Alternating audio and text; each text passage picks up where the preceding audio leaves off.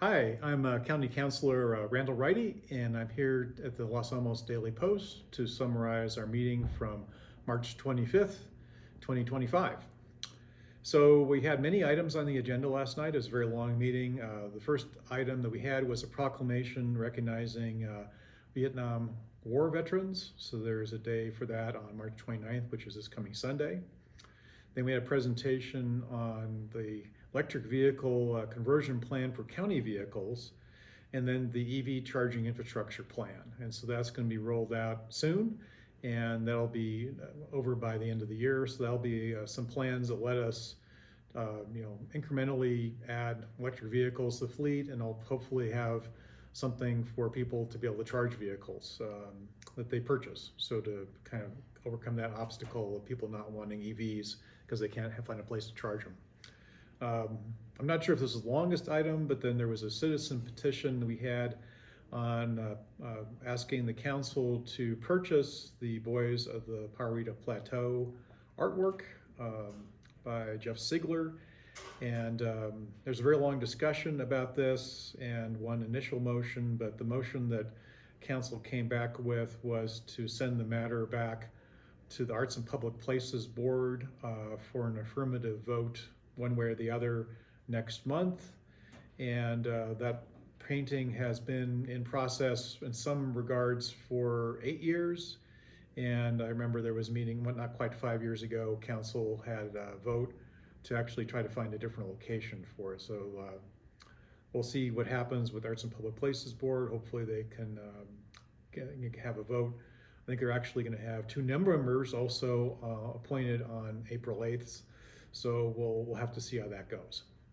Then there was a presentation on the Little Theater renovations, and there have been some concerns of the board there about the impact on their operations, and the presentation highlighted that there's really some safety issues that county's trying to address in the building, and there's recognized there are some other issues we'll have to address later. We're not going to be impacting their 75th anniversary, which is next year. So looking forward to seeing those happen. Then another item which had a fairly lengthy discussion was called the 9th Street Affordable Housing Initiative. Restrictions on the properties here downtown, right across, back from the north of the municipal building on 9th and 11th Street. On 3 different buildings, so 87 units for a total of 20 years. The deal is somewhat complicated because the period for the first 7 years, the rents are actually spelled out in the agreement, so they're fixed.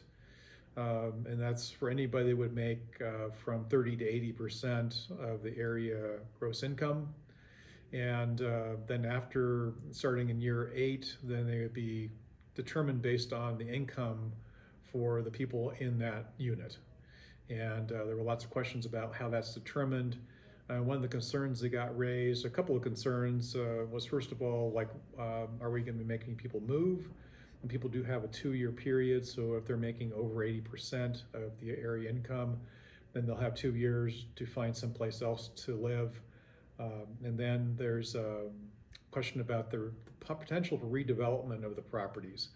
So this was a term that was added after the first discussion of this on March 11th to basically recognize that there is a right for the owners to redevelop the property. And we got into some discussion about the mechanics of that. That has to go through a process of planning and zoning and be consistent with the development code. So it's unclear how much redevelopment there could be of the properties. But that was one of the concerns. Ultimately, council did vote to approve that as well. Then we had several items that were mainly discussion. So one is Local Economic Development Act. So that's a part of the state law that allows the county to help support different kinds of activities. And so in this case, there is retail operations were added back about 4 years ago by the state legislature. So some communities have started implementing this. And so it was just a briefing on what the county has looked at so far in terms of process. and then also some information about what areas we have the most leakage, basically. What kind of sectors for retail could we use most? For example, restaurants was one area. But the report attached to the meeting package last night had some information. So people interested in that, it's just you go look at that. It's only a few pages.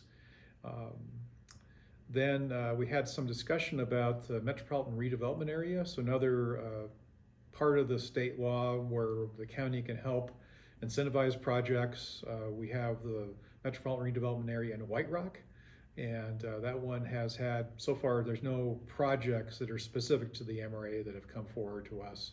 There's been, I think, one project that's gone forward from planning and zoning. It's not requesting any aid from the county, but there was discussion about in downtown Los Alamos. We have the area that is from where the old Hilltop House was up to the Merrimack Center and a little bit further west. And that area was designated about a year ago by council. And so the county manager wanted to bring that back, give us a status, see if we're still wanting to pursue that, given it's a relatively finite area. So we really didn't have much time for discussion on that. So that item is going to be coming back at a later date, as well as the retail initiative. Something we did vote on after that was the county had authorized a match of $2 million for San Ildefonso services. And so this is associated with the water line replacement along New Mexico 4. So there's some conduit being put in so they can drag some new fiber. And then there's going to be separately, there's going to be an agreement for the county to be at least some of the fiber in that line, and some will also be for Randall. So then we had some update from James Allred, also on the NM4 project. He gave us a little bit more information, also unfortunately very late in the meeting, and would have liked to have more opportunity for discussion on that. But some new information that he had indicated when we had the meeting, I guess last week, that Lumen might have a person on site for NM4 as oversight, because that was the issue with the second cut, was it was the fault of Lumen not being properly, the line being properly located with the metal tracer line. That hasn't happened yet. He also indicated that the first cut was the fault of the contractor doing the trenching and the water line replacement work and putting in the conduit. The second one was Lumen's fault. County Manager Laurent gave us a little bit of an update. We had a wireless connection, microwave connection to Albuquerque, so that the county could have like a fail-safe for in case there was a communication line break. Apparently there was some issue with the firewall, so that didn't function correctly. Then we've received comments from people, emails about the whole issue affecting businesses. There was one member of the public that commented about the fact that it's business interruption and there are certain like health, critical things that are needed. Need people to get medical care. So those businesses are closed because they're not expecting a communication outage of that nature. So a lot of issues associated with it. We had somebody that works for the schools talk about their issues, that they would be out for 2 days.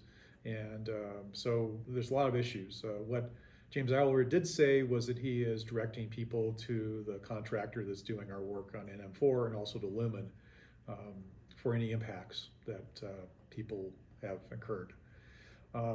So then in terms of future items, like I mentioned, there's a couple of things that we're probably going to come back from this last meeting. April 8th, we had introduced a couple of ordinances that had to do with public safety. So one was enabling us to do traffic cameras, and also local regulation, prohibition of using a handheld device while driving. So those are coming on April 8th, and then April 21st is the start of the budget hearings. And tomorrow we should be seeing the high-level summary published, and then the budget book will be coming out at the end of the month. So that's all I had, and thanks for your time.